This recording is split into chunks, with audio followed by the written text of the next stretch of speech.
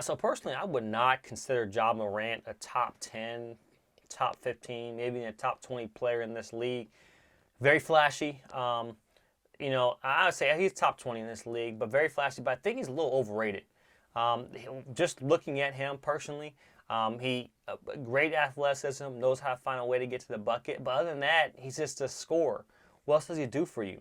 He's a defensive liability, right? He's not consistent shooting the three, right? He's not a guy that you raise your eyebrows or your hair sticks up on your skin if you see him open. I think this is a failure in his game.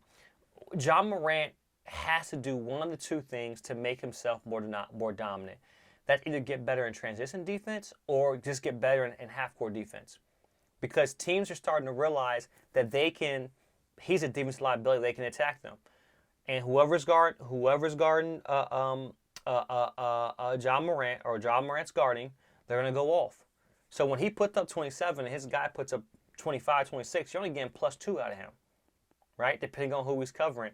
He doesn't move his feet. He gets lazy. He gambles, especially in transition as well, too. He doesn't have defensive savviness. He spent most of his time on the offensive end. And I'm saying this because I want John Morant to be great.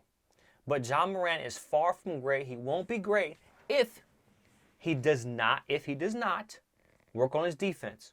And then, of course, shooting happens as you evolve in the league, so I'm not too pressed about that.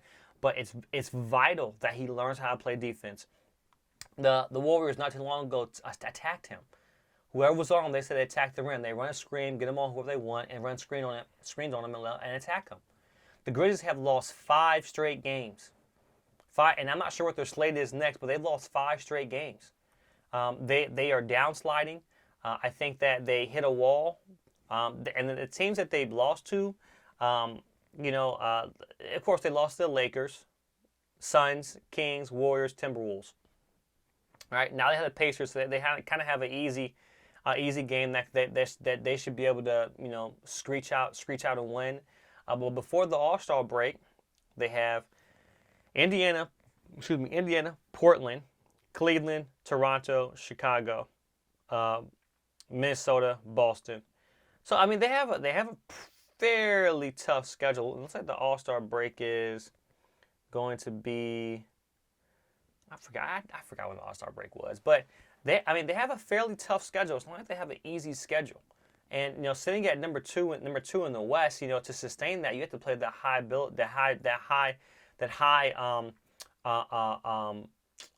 level of play. I say that because regular season doesn't. I don't think regular season really matters. If you have a solid team and your team stays healthy throughout the regular season, great. But if they don't stay healthy, and you make the playoffs, but you have guys that come back and are healthy, and you're a different team. A lot of teams do that.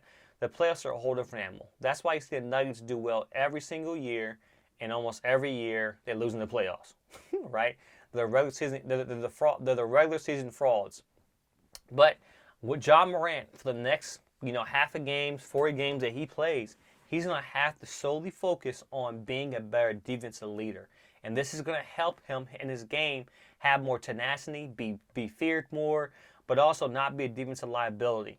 And I think that's the biggest thing that's holding John Morant back.